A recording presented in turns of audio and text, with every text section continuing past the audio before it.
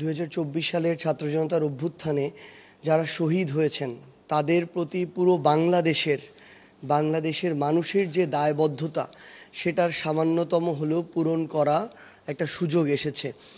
এবং এটা এই অভ্যুত্থানের যারা শহীদ ছিল, আহত যোদ্ধা ছিল, যারা হাত পা চোখ হারিয়েছে, তাদেরকে এই বাংলাদেশের কিছু বলার মতো বা মুখ দেখানোর মতো একটা সুযোগ এসেছে, যে বলতে পারবে যে খুনি হাসিনা, যেই হাজারের অধিক হত্যাকাণ্ডের নির্দেশদাতা, সেই খুনি হাসিনার আজকে রায় প্রকাশিত হতে যাচ্ছে।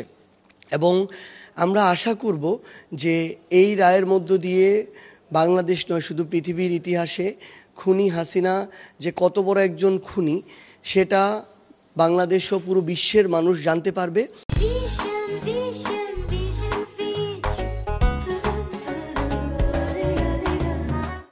এবং তার এই রায়টা প্রকাশ হওয়ার পর এটা কার্যকর করতে হবে। এটা কার্যকর না করলে শুধু বাংলাদেশ নয়, আগামীর পৃথিবীতে এইরকম স্বৈরাচার তৈরি হওয়ার যে পথ, সেই পথটা তৈরি হয়ে যাবে। এবং আগামীর বাংলাদেশে আমরা যে স্বৈরাচারী যে কাঠামো বিলুপ্ত হওয়ার কথা বলি, সেই লড়াইটা আর সামনের দিকে আগাবে না। আমরা মনে করি এই ক্ষেত্রে বাংলাদেশ সরকারকে আরও কার্যকরী ভূমিকা রাখতে হবে খুনি হাসিনাকে ভারত থেকে নিয়ে আসার জন্য। ভারতীয় সরকার কিংবা দেশ হিসেবে ভারত যদি বাংলাদেশের সাথে একটি রাষ্ট্রের প্রতিবেশীপূর্ণ রাষ্ট্র হোক আর একটি সাধারণ রাষ্ট্রই হোক, ওই সমতার সম্পর্ক যদি চায়, তাহলে একজন খুনিকে, গণহত্যাকারীকে কখনো তাদের দেশে আশ্রয় দিয়ে তারা এই সম্পর্ক আশা করতে পারে না।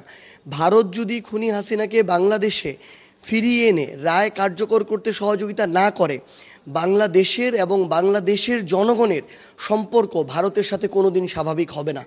আমরা স্পষ্ট করে বলি, আমরা আন্তর্জাতিক অপরাধ ট্রাইব্যুনাল থেকে শুরু করে এই বিচারের সাথে সংশ্লিষ্ট যারা রয়েছেন তাদের সবাইকে আহ্বান জানাবো, এই 24-এর গণ অভ্যুত্থানে যে গণহত্যা যারা করেছে, বিডিআর হত্যাকাণ্ড যারা ঘটিয়েছে, যারা শাপলা চত্বরে হত্যাকাণ্ড ঘটিয়েছে, যারা হাজারের অধিক গুম খুন বিচার বহির্ভূত হত্যাকাণ্ড ঘটিয়েছে বিভিন্ন এজেন্সির মাধ্যমে, আয়নাঘরের মাধ্যমে, সে সকল খুনিদের সর্বোচ্চ শাস্তির রায় এই বাংলাদেশে হতে হবে এবং সেই রায় কার্যকর হতে হবে।